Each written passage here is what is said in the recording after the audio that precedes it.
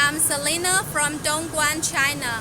Our company professionally manufactures plastic injection molding and extrusion auxiliary machines. Now behind me is our vertical hydraulic baler. When working, it presses materials with vertical downward force and pressure.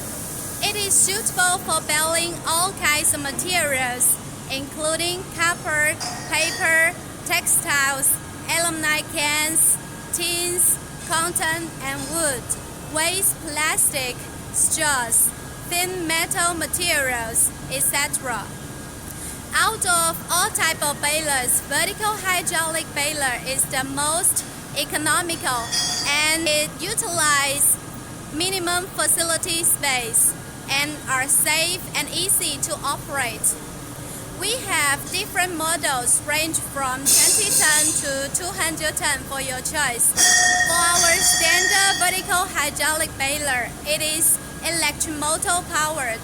If you need, we can also customize DC engine power for you.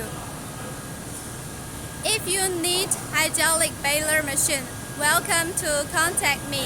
Thanks for watching the video and have a good day.